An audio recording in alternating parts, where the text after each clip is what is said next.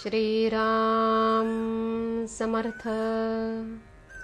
ब्रह्मानंदं परमसुखदं केवलं ज्ञानमूर्तिं द्वन्द्वातीतं गगनसदृशं तत्त्वमस्यादिलक्ष्यम् एकं नित्यं विमलमचलं सर्वधी साक्षिभूतं भावातीतं त्रिगुणरहितं सद्गुरुं नमामि। भगवान गुरुदेव, आपल्या चरणकमली आमचे शतशः प्रणाम असोत। आम्हा संसारी लोकांच्या आत्मकल्याणासाठी अहोरात्र झटणे हेच आपले जीवनचरित्र होय। आम्ही आपले खरे मानसपुत्र आहोत। आपण भगवंताचे नामधन आमच्यासाठी ठेवले आहे। त्या नामात गोडी उत्पन्न व्हावी आणि आमचे मन नामात रंगून जावे, हीच आमची आपल्या चरणी एकमेव प्रार्थना आहे। जय जय रघुवीर समर्थ। संतांना कसे ओळखावे?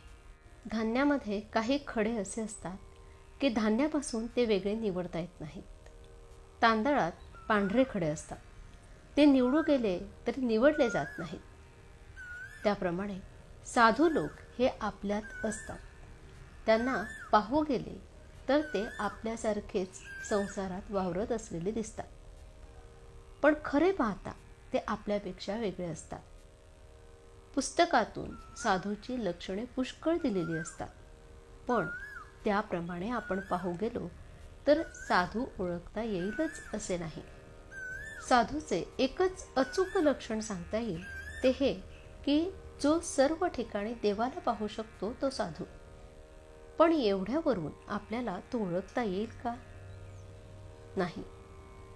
तर जेव्हा आपण साधू व्हावे तेव्हाच आपल्याला साधूला ओळखता येईल। जगात आपण कुणाचीच निंदा करू नये।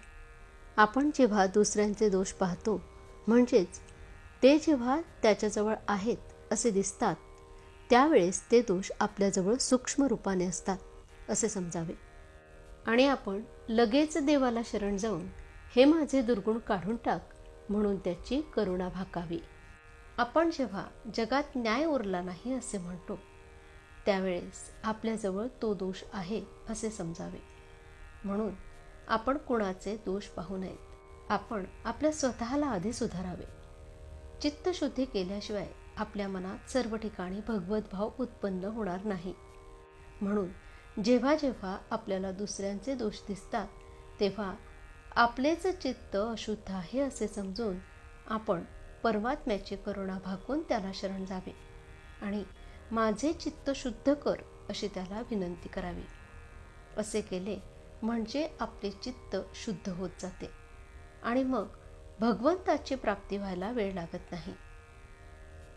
जे मिश्रण आहे ते पचायला कठीण असते। उदाहरणार्थ भाजणे।